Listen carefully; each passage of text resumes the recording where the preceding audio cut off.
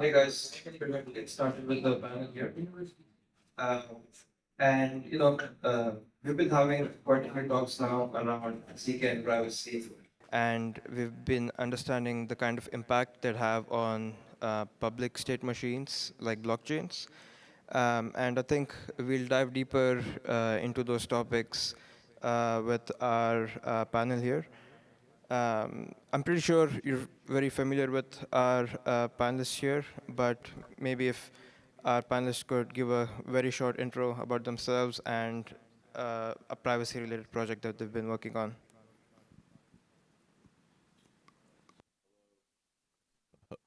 Hello, my name is Ameen Soleimani. I work on the stuff I talked about like an hour ago, privacy pools and Oxbow. My name is John Marsh. My name is John Marshall. I am director of the World Ethical Data Foundation. We deal with privacy stuff that you've all heard about before. And I also, something you may not know, work with Anish on Panther Foundation, which is a DeFi solution heavily involving ZK. So yes, I am that culprit. I am a co-founder, CTO, and chief scientist for Panther Protocol, which is a privacy for DeFi solution.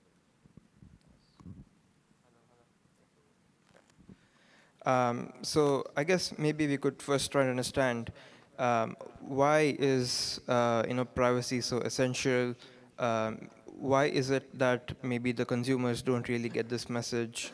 Maybe if you could start off with John, maybe if you could go into this. Why is privacy really essential for us as consumers? Man, okay, so there are loads of ways of thinking about privacy. I think we'll focus on just a small subset of them. But there are the whole philosophical commitments that come with privacy, why it's important, human rights considerations. We'll leave those aside. There are currently, I think, more relevant to the stuff that you were talking about earlier, the geopolitical considerations around privacy. Then there are technical considerations around privacy too, and the way in which these overlap, especially in terms of jurisdiction, matter enormously. The most important thing in terms of blockchain, I think, is privacy as a technical structure or an architectural consideration. It is something we commit to as a design principle, establish it de facto. The rest of the stuff then, I think, follows suit. It's a matter of the establishment of norms as much as anything else. To answer your question, why aren't we seeing more adoption? Partly it's perception management. Just to gloss it very quickly, governments are eliciting, I think, nervousness in the public. People are worried that effectively it's for criminals in the main, or it's for people from North Korea. And we are seeing anxiety on the part of the companies which are creating these solutions. They're worried about going to jail for having dared to create a privacy solution that deals with finance. Nation states are massively adversarial. They worry about losing control over financial systems. It's been defined by everybody from the states to African nations as one of the three pillars or essential ingredients of statehood at all, which is why it's talked about in national security terms. It's a complicated space, 90% to do with perception management, and we're seeing everything from whimsical, arbitrary, selective prosecution of developers, dissuading the developers from developing, dissuading users from using, and compromising even decisions by privacy respecting protocols about the nature of the privacy they're introducing, because they're more concerned about compliance than anything else, all of which is poorly defined, resulting in a very confused situation that I'm sure we're going to explore at length. So yeah, loads of things, effectively. All right. I think a couple of institutions have really demonized how privacy is perceived, and that's kept a lot of consumers at bay, especially when it comes to private financial or even communication-related applications. And maybe a following question to Amin around, we've seen these events unfold around Tornado Cash, the developers and founders working on it, and maybe the recent, I guess, updates or changes in regulations that we've seen with the Tornado Cash, ruling being overturned, and Alexei, being out of prison for a while. So in such an environment, I guess, how would you, how do you think, how do you think would developers approach building private applications, what are some things that they should maybe keep in mind before going ahead? I'm gonna answer your first question first also, which was like why privacy, and like when you go to the bathroom, you know, stalls have walls, right? Can you imagine if the bathroom didn't have walls in the stalls? Like that would be very weird. The reason we like it is because it gives us dignity.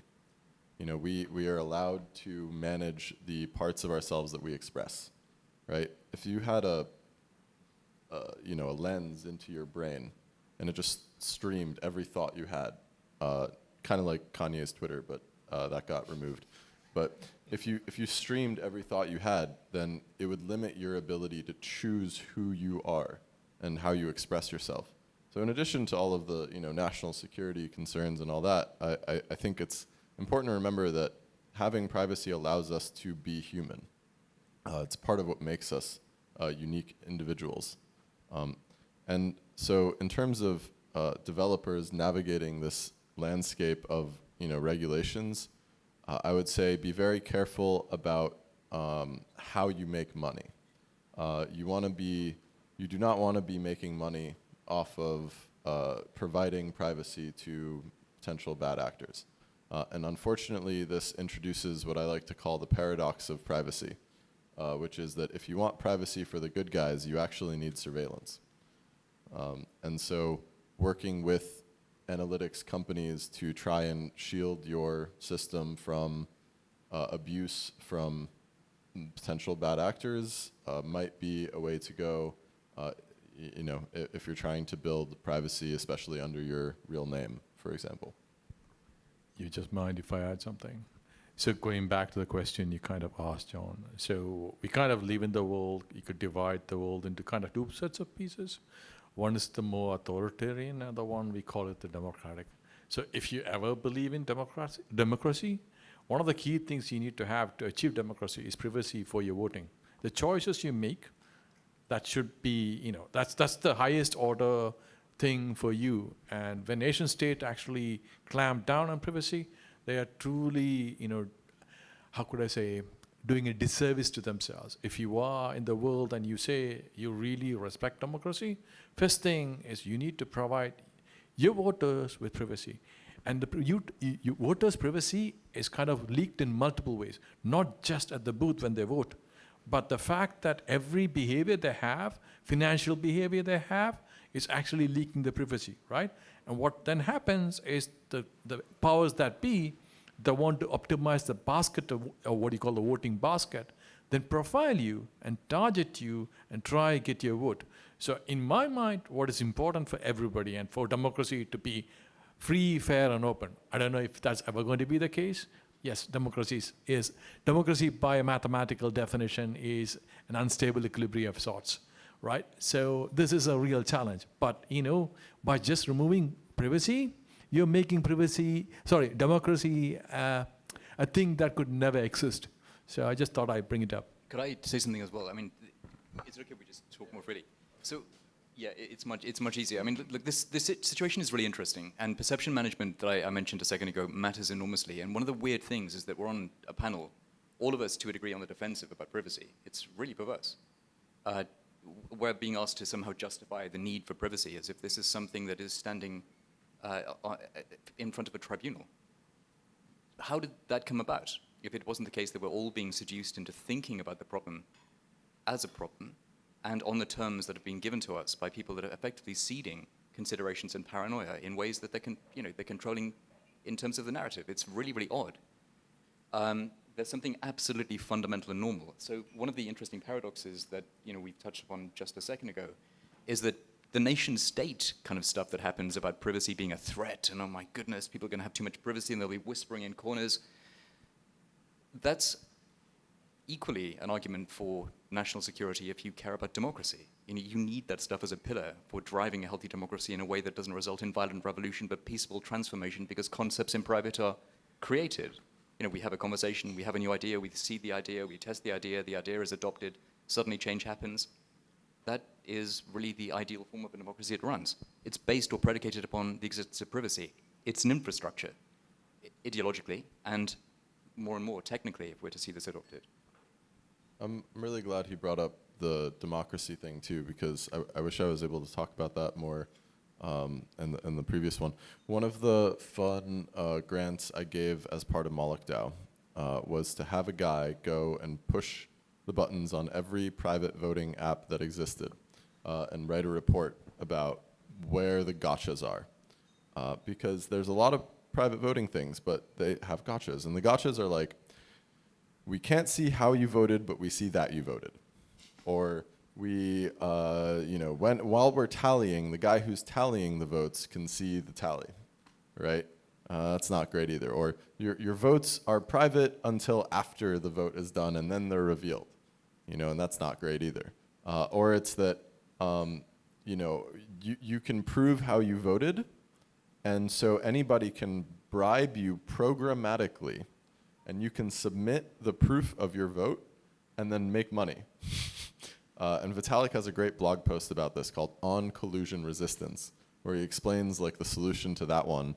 And it's that you have to be able to vote privately, but then flip your vote after you voted, so that you can collect the bribe money and then flip your vote and prove that you voted either way.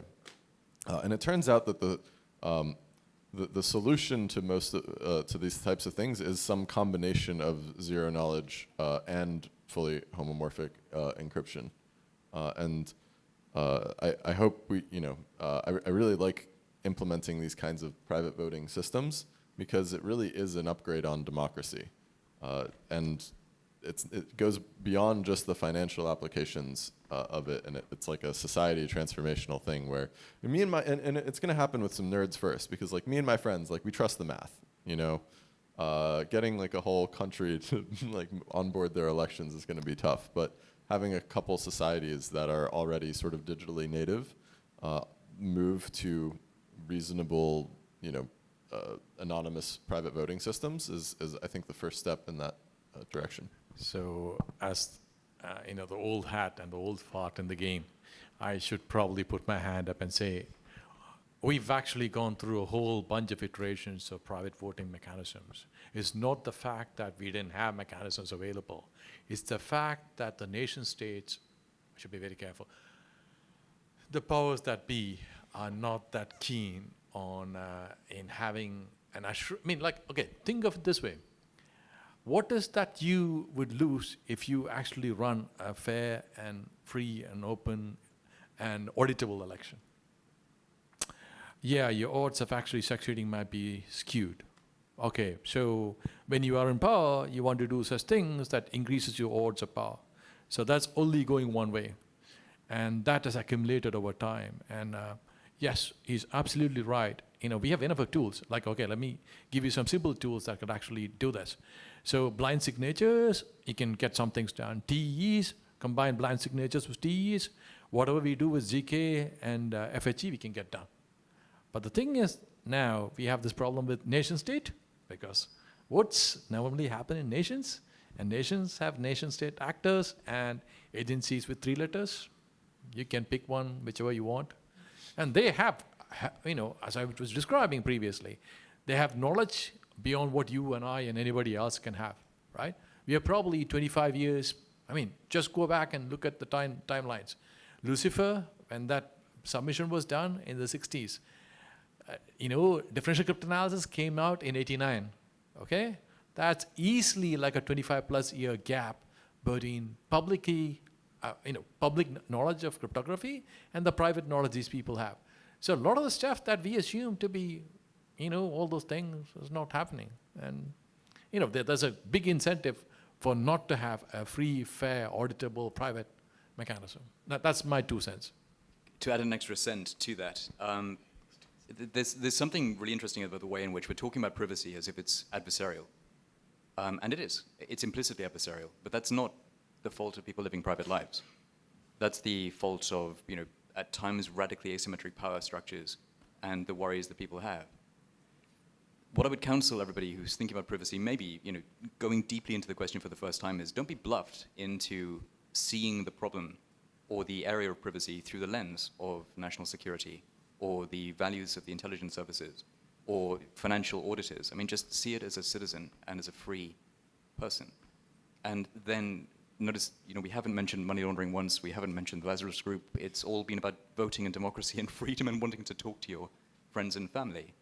There's something really human and fundamental about this freedom, and to see it through the lens of the nation state or adversarial intelligence actors that see everybody as a potential suspect or a potential criminal is already to load the die really badly. And I think we're forced onto the defensive in this regard, and that's the wrong position to be in. The more that's normalized and made fundamental, the better for everybody. Yeah, I think we should shout out to Zcash for creating the privacy as normal slogan. It's a good one. Yeah, it's worth a little clap, because it flips it, right? Because then it's not okay, we should feel like we're on the defensive. It's like, actually, this is normal, and you trying to take this away from us is the weird thing. I think your example is the best one, right? We are from a place where people go, it's considered, okay, let me rephrase it. It's the wrong way to say this. It's possible that you go to some parts of India, you could have toilets with four walls. so let me explain this. The fact that most of the world assumes a toilet should have 4 walls and that provides you with what you require. It's a paradigm. And what I'm thinking is there exists a paradigm which is considered in, where population density is very rare, as in you only have 1 person per square kilometer. You can actually you really don't need 4, because, nobody can see a kilometer out.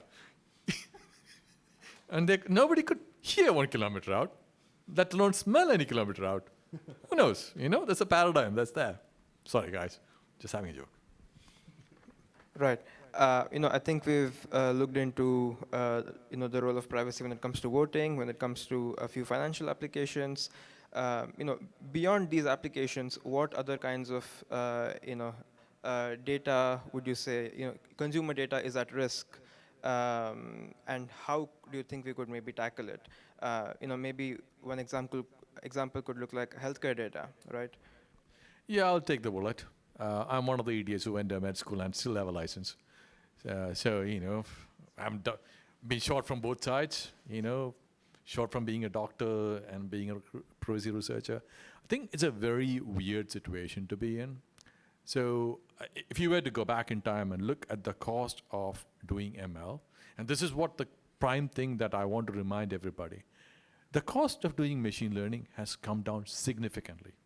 And what this opened up is a whole bunch of things that could never think of. Actors who are normally logical in terms of they would never do something to lose money.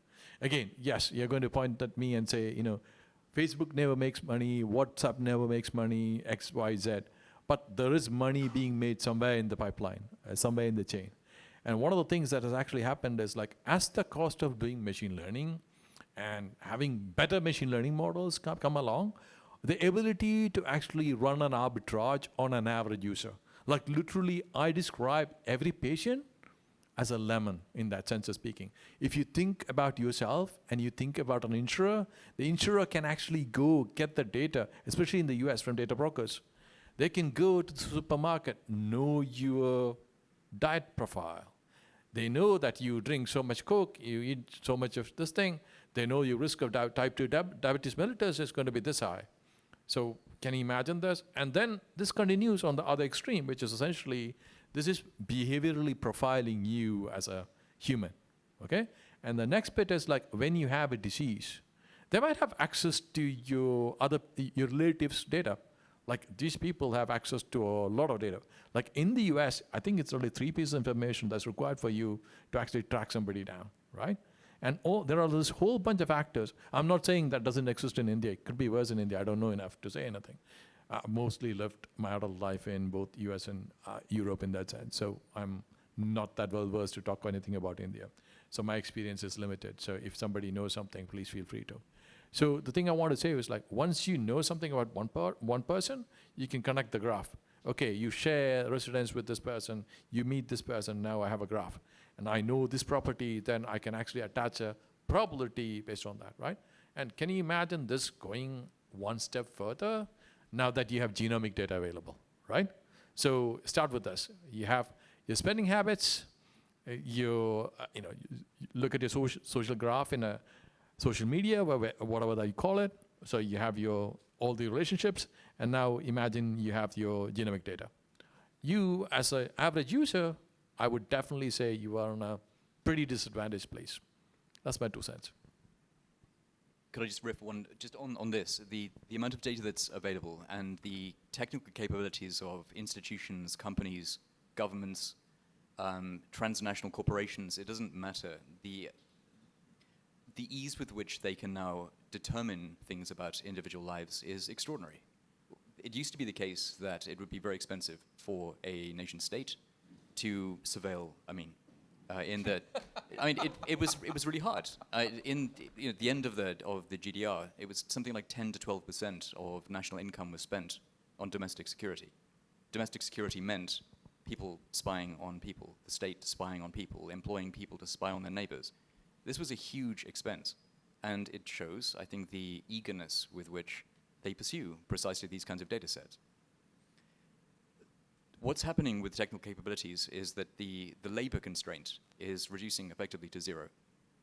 It's easier and easier now for more and more to be known with little constraint over the effort involved. It's not going to cost 12% of the national income for the US to surveil its population if there's no protection against that. The interesting thing is, and to get back to the panel, what is the safeguard here? It seems to be something infrastructural. It looks very much like encryption.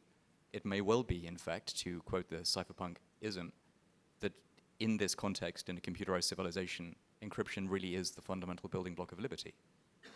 For this reason, that effectively it is a surveillance constraint. It increases the labor required in order to surveil the population, to the extent that it's currently still really, really hard to get hold of that content. So. I'm actually we got really lucky as humans that cryptography works, at all. I don't think people think about this. We can have secrets on the internet because you just can't crack the encryption so that I can send messages. I think my mic is.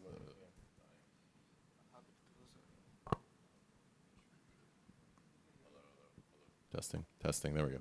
So actually maintaining privacy realistically is very challenging. There's all sorts of data that gets tracked, right? You want to browse the internet, okay? Your IP is getting traced, so you use a VPN. But how did you pay for the VPN? You have to have anonymous money to pay for the VPN in a way that wasn't traced to you, so that VPN provider can't have their door knocked on and say, oh yes, this credit card statement is associated with this VPN usage log.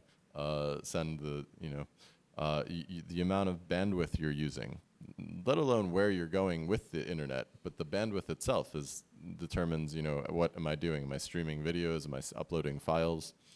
All of these things add up, and they become other ways of tracing people. And so, trying to protect yourself. You want to translate something? Do you put it in Google Translate? Well, now they all know what you were translating, right? Do you want to write a file? Use Google Docs, or do you send the file? Now they know what, so even collaborative document writing is a difficult task to do privately, right? So shout out to Fileverse for making some progress on that.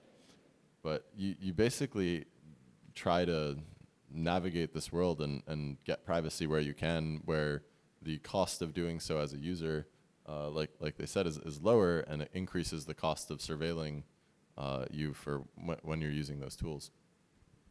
Can I just so one thing that's also worth pointing out is that there's something really weird and wonderful about computational space, computation in general, something about encryption in general, something about Turing completeness and interoperability. Now I say that because we tend to see a lot of we tend to see a lot of people worrying about financial space with privacy, and as if we can sort of somehow solve the financial crime issue and deal with encryption in this space, as if it's sequestered and different, when in fact there's something else happening here which is really important. It's an attack vector, I think, on privacy as a whole. It's maybe the frontier, I would feel, the financial space generally, for the war on privacy and encryption simpliciter. So when these guys are creating protocols and they're working with ZK Finance, the work that they're doing isn't restricted to coins or tokens. The breakthroughs that they're sort of innovating apply to other things entirely. There's a reason that, for example, China worries about crypto.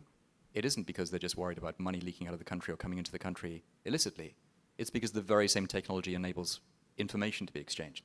If you actually look at how the private voting systems that use zero-knowledge proofs work, under the hood, they work almost exactly the same way as Tornado Cash, where it's like a private Merkle tree. You basically deposit, and then you're issued a token, and then you withdraw, and so you consume that token, and you vote when you withdraw. And so that way it enforces that you can only vote once. It is basically the exact same fundamental structure that allows you to do both. Yeah, I think I would go one step further. I don't know. Oh yeah, this thing is working. So going back in time, so 2011, 2013, the first non-interactive zero-knowledge protocol was created, and then they wrote the paper called Zero Cash, and that's the thing that came up with this UTXO model. So literally what it's describing is a UTXO model. So you create a UTXO, so spend one coin, right? And you are the only person who can actually prove to somebody that you have this thing. And you can use it to vote. You can use it for anything, right? Like you can use it to buy something. You can, I don't know, like open your door, open your Google Mail, maybe log into your laptop, authenticate your phone, I don't know, pay to Uber. But, how many of this are you seeing right now? Technically, it's all possible. I mean, I know, when we started out, it was pretty hard to do, because if you look at the Zcash Growth 16 ones from like 2016, its proof is long, takes more time. We reached a point now we could actually have zero-knowledge proofs in browsers, right? So we are almost there, but I don't know, I'm sitting there cynically thinking, it's been a good long years that I've actually been interested in this damn thing. But I walk around and talk about this and think about this and have a handle for more than 20 years on this. But I still don't really think that people really are getting the benefits of zero knowledge. I don't know. I would love for that to be true. One of the more fun zero-knowledge proof applications I had the privilege of working on was in Ukraine. So I went to ETH Kiev like 8 months ago. Vitalik was there. They all love him there. They're stopping and taking pictures of him on the street and stuff. It's pretty funny. But when I got there, I met a team called Rarimo. They're building this thing called Freedom Tool. And they essentially made a shadow election to troll the Russian elections. And so it allowed you to prove in zero knowledge that you had a legitimate, signed by the Russian, passport signature authority, and it was not expired, and you were over, 18 and eligible to vote as a result, and you could register, and then it would, essentially give you a note like in Tornado Cash, and then you could witdraw and under the hood, but it basically allows you to vote privately without anybody knowing, without ever uploading any of your passport information, because the only thing that you're uploading is just the proof that your passport is legit. And so they basically staged a shadow election that was essentially more fair, and they used their own chains to keep the costs down. And when we got there, me and one of my other Iranian activist buddies, we realized that this worked out of the box for the Iranian passports too. And so we forked it, wrote it all in Farsi, and we used it to troll the Islamic Republic of Iran's elections, which happened to be that week, and allowed people to upload a proof of their passport and vote and we made a vote of no confidence. So you could only vote no. To get around the problem of them spamming, or getting their people to come in and vote yes on stuff. Not very many people used it because they're rightfully skeptical of the technology, and it's a new thing and zero knowledge and all that. But it was a good way to educate people about the benefits of zero knowledge proofs and voting systems. And I think it's going to take experiments like that. You know, I think there's a couple countries that are making good progress on this. I think Argentina is one. I think who am I missing? They worked with it was one of the Eastern European countries.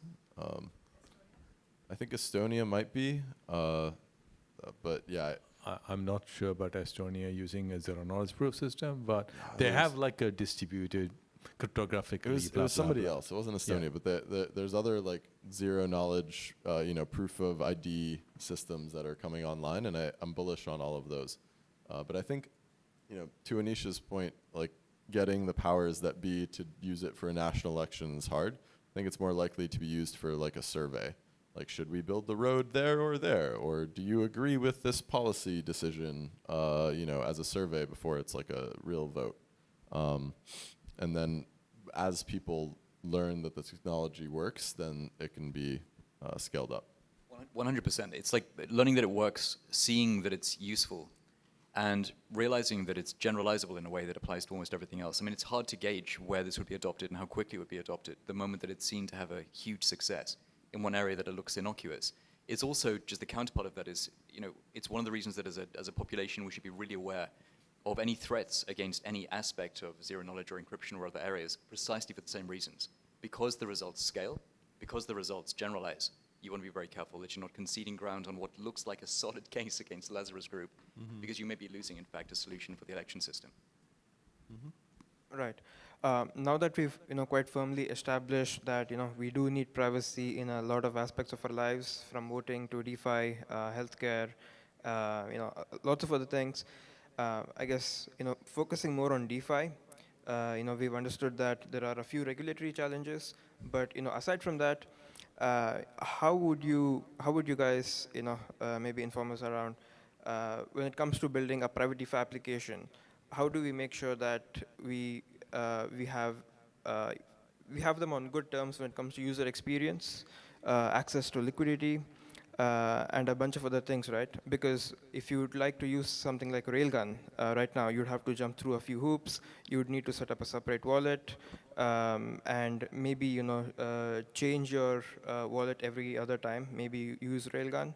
So there are a lot of hurdles when it comes to UX and liquidity, right? So how would you propose that we try and tackle these issues? I could give it a go. So yeah, I've spent last, I say, almost 5 years now. It's 2025, so it's give or take 5 years just doing this. So it's incredibly hard. Not just because it's it's hard, but it's because the governance around each of them changes. So somebody wakes up from bed, instead of left, they go on the right. That day, the rule changes. So there's like a generic set of things that's already existing. So the generic set of things that already exist is like, okay, you need to have like a KYC requirement. So essentially what this means is like anybody who comes in as a user, you need to have a least intrusive mechanism of doing KYC, yes. Then there is this other bit called KYT, which is essentially, if I get some money from John and John gets some money from Yusuf, Yusuf got some money from someplace else, and that money wasn't whatever it is, then my money then gets tainted, okay? And you need to keep track of this. That's a nightmare. Now we got to a place where we got somewhere. Now that's another problem you have. You have all these entities called the tax collecting entities in various places. I don't know if you like them, but it's the reality. Apparently tax and death are the two, longevity people, forgive me for this. So, literally what happens is end of the year, they do send you a notice which says, you definitely need to tell us what have you been doing. So one of the things you need to do then is if you have done any private transactions, is magically, reveal to them, these transactions are all mine and this is what I've done. So this is like the minimal set of things. And what Yusuf has already mentioned is this challenge of having liquidity in these privacy pools. So, and this is another very interesting problem. So, imagine in a world where you have some sort of zero knowledge proof. Imagine this to be like, this room has only one person. Whether you have zero knowledge or not, the probability that you're guessed is absolutely 1, right? The zero knowledge as a mixer, essentially this is just a mixing mechanism, right? Only works if and only if. It's a very strong condition. if and only if there is enough of people so that your guessing of 1 by n is large enough for a large enough n. So you have 10,000 people in this room, you have an anonymity set of 10,000. You have 20 people in the room, you have 20. If you have one person in the room, good luck to you.